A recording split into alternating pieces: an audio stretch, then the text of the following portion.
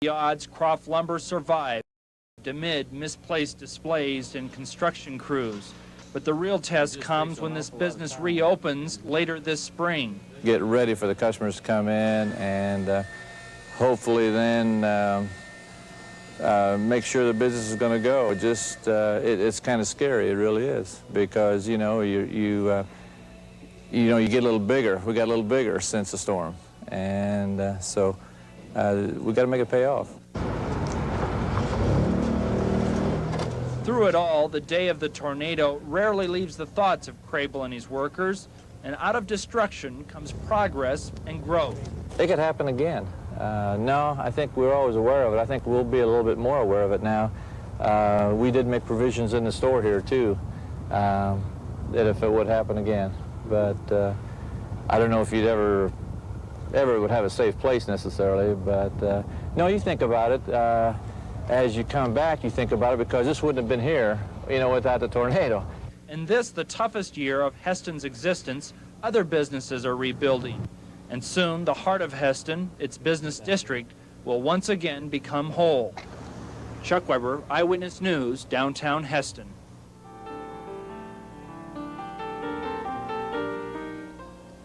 I'm Lynda Hammond. It's been a long year for Carol and Ron Peters. Their decorating center is back together again now, a far cry from the scene 1 year ago. The business they had owned for 15 years was gone in a matter of seconds. Carpet samples were found on neighbors' front steps after the tornado ripped through town, and even invoices and other papers were found as far away as Manhattan, Kansas. Even after the tornado, we were in our basement at home and we're debating whether to come back and even check to see if the store was okay. And half of the family didn't want to come. We said, oh, come on, let's just all jump in the car and go see.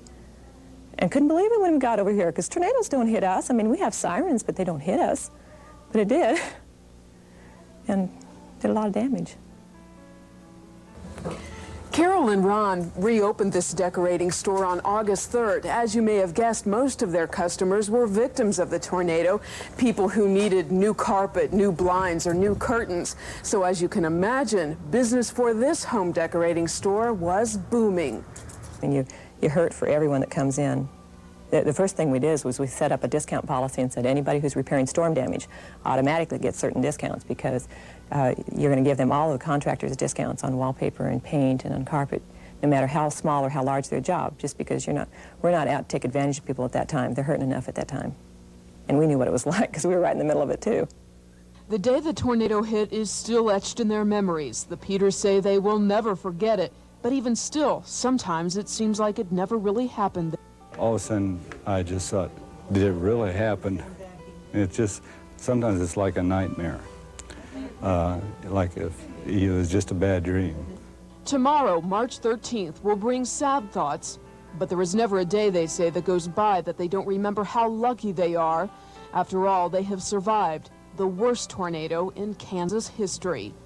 We've cried a lot of tears during the last year. When that storm book came out, I made it halfway through the book, and then I stopped because I was just tired of crying. And I'm ready to get on with some other things in life. I don't want to go over it again. We're just as happy as can be. Lynda Hammond, Eyewitness News, Hesston. 1 year ago, this entire cul-de-sac was flattened.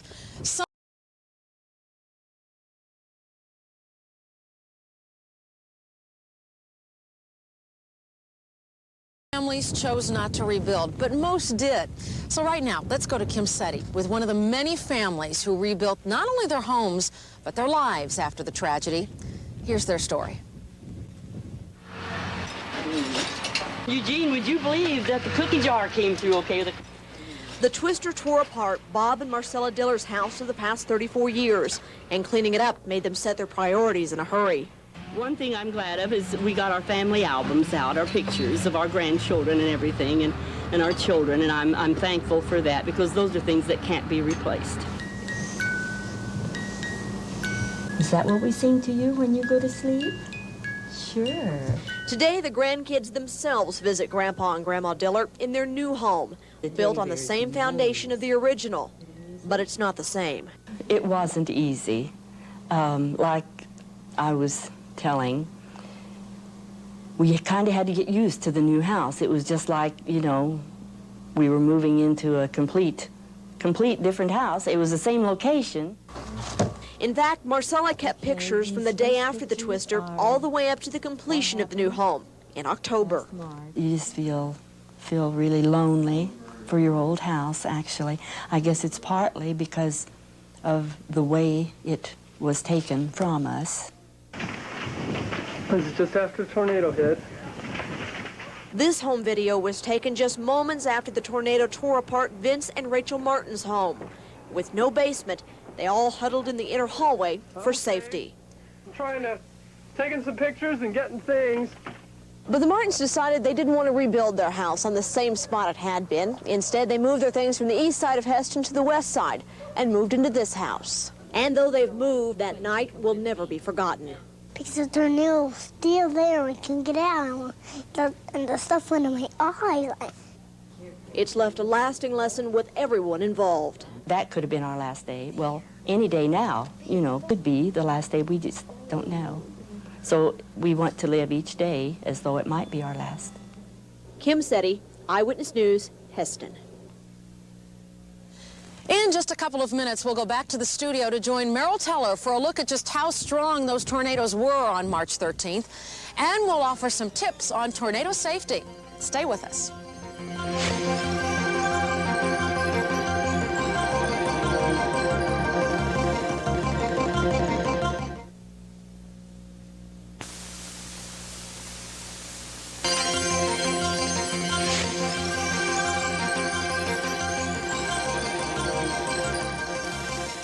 Well, welcome back, and we're going to kind of take a look back now from a meteorological standpoint on the Hesston tornado. And joining me right now is Jon Davies. Some of you may remember John.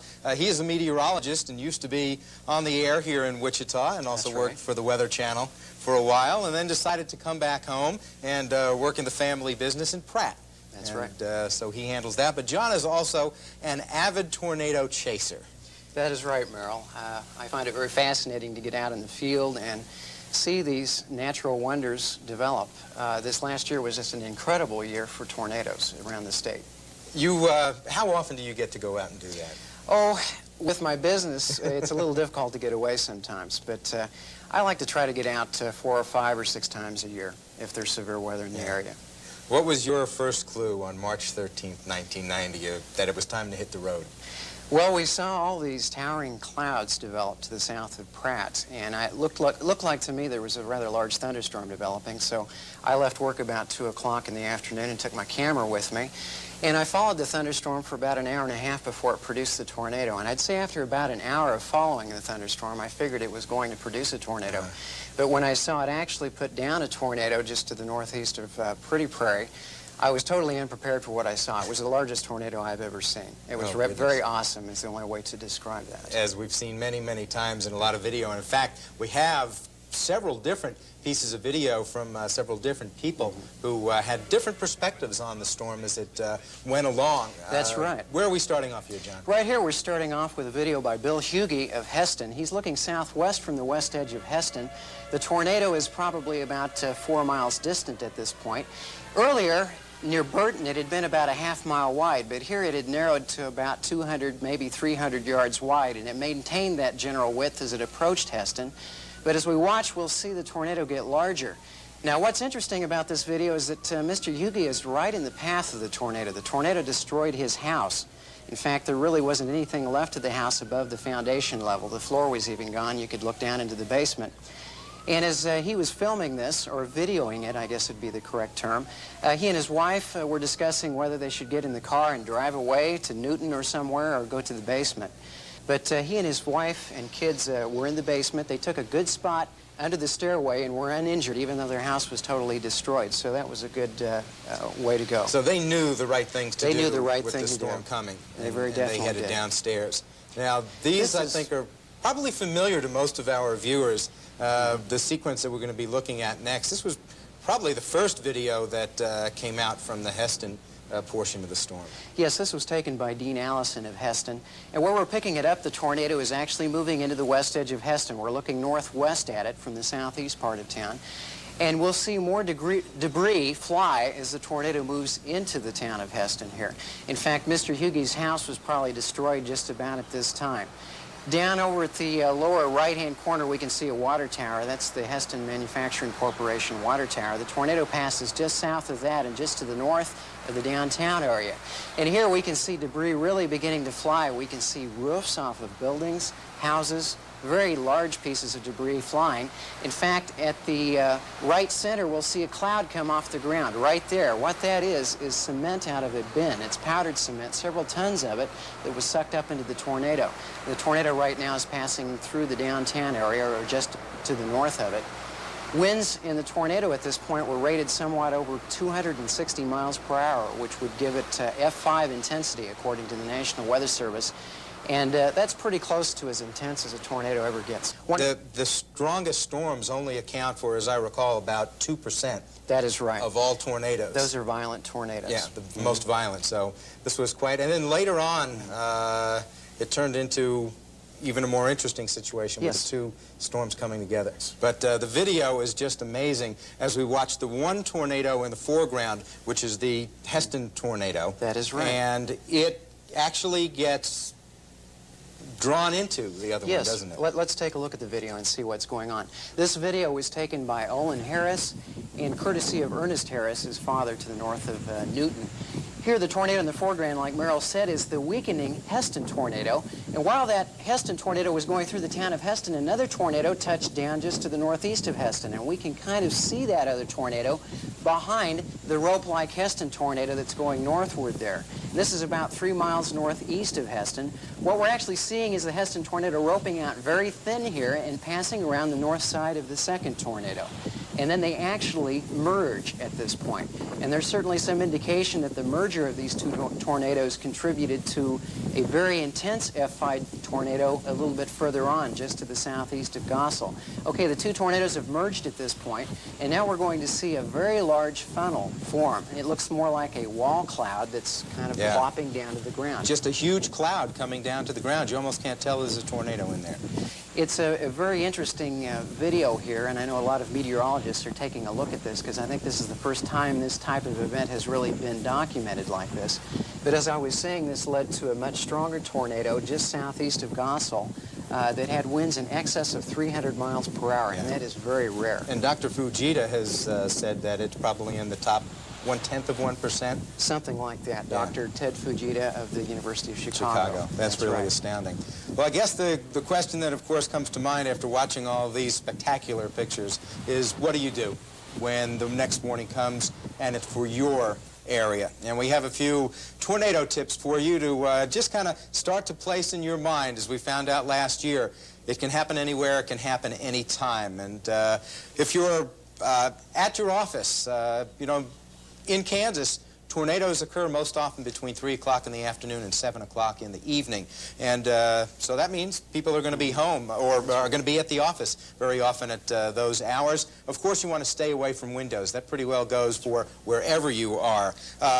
If you're in an office, if you're at school, you want to stay away from parts of the building that have large and not well-supported roofs. And, of course, you want to get to a basement or an interior hallway as much to the center of the building as possible. If you're at home, it pretty much goes the same. Get to the basement if possible. Stay as centrally located in your basement as possible. And if you have some heavy furniture you can get under, that would be a good idea. And if you're out driving, and we saw a lot of pictures of people who stopped and watched the tornado go by from out in their cars, if it's close and you can't stop and watch it, you want to get out of your car because that can be one of the most deadly places to be. That's right. You don't want to get surprised in your car by any means. We were very fortunate that we had, as of course, the only 2 deaths associated with the whole thing. And I can remember back to Wichita Falls, Texas, back in 1979 when about 27 people were killed in cars.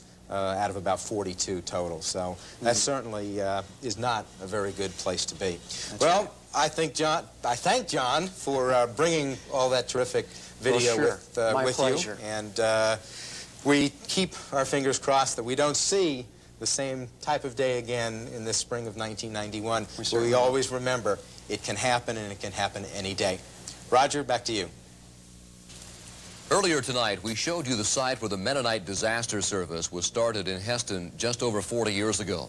When we return, we'll go back to Hesston for a look into the future of that important community helper and provider.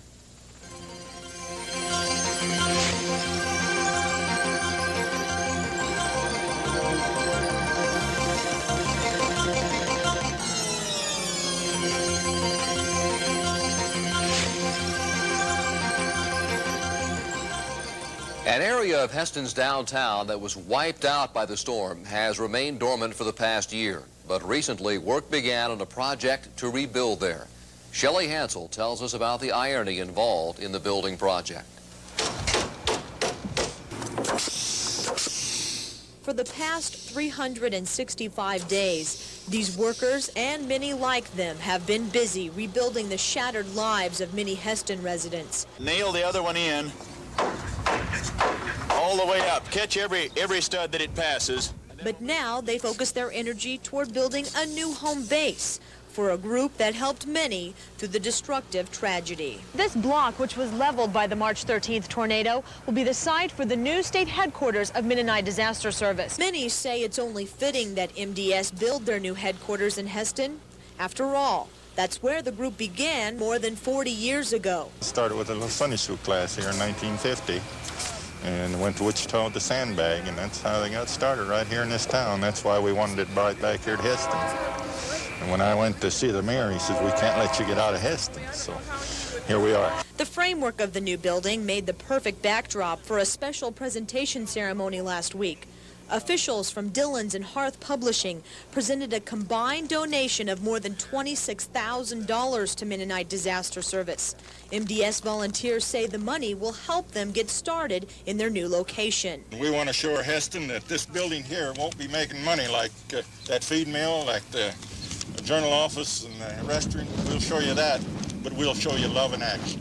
Love in action that has been captured by Hearth Publishing's book, The Year of the Storms. About half the photos in the book are along the 120 miles of the Hesston tornado, beginning in Reno County, as you know, and going up to Marion County. That book is a moving tribute to the strength of people in the face of adversity, particularly the strength that comes from cooperation and the desire to serve one another. In the face of adversity, this town has learned at least one thing. Behind those dark clouds that brought death and destruction 1 year ago, there is a silver lining. I would think that one that many of us have learned is that just about anything that gets thrown at us, somehow or the other, the people of this community, certainly not only by themselves with the help of a lot of other people, but we will not just survive it, but we will survive it well. Shelley Hansel, Eyewitness News, Hesston. When we return, some final thoughts.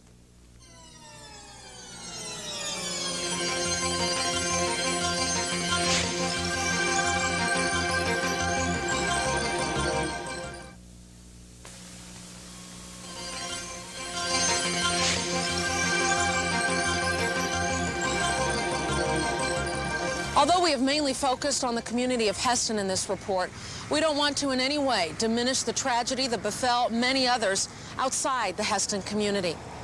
Our hearts go out to the Fisher family of Burton. Their strength and faith will never be erased from our minds. And we want to recognize the missionary spirit of Ruth Voth, who touched the lives of many. Roger? 1 year is not time enough to recover from such tragedy. Families in Burton, Haven, Hesston, Yoder, Castleton, Gossel, and Pretty Prairie know that all too well. It is amazing that businesses and families were able to accomplish as much as they have in the past 12 months. But then again, we would expect nothing less of the people of Kansas. Thanks for being with us. Look at that other funnel. It's amazing. Look at that. It's right by the big funnel. It has touched down. It is coming down. This is amazing, but it's It's fairly safe, mainly because it looks like it's going up. It's going back up into the sky. Well, on second thought, look at that though. I just saw a car go by on the highway. Cows are moving and birds are flying. Wow, it's incredible. Hope this will all turn out on videotape though.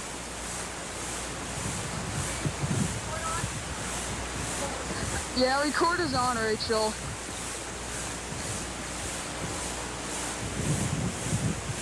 Okay. Oh, look at that. Look, that one looks like the wind has touched down. Wow, that's amazing.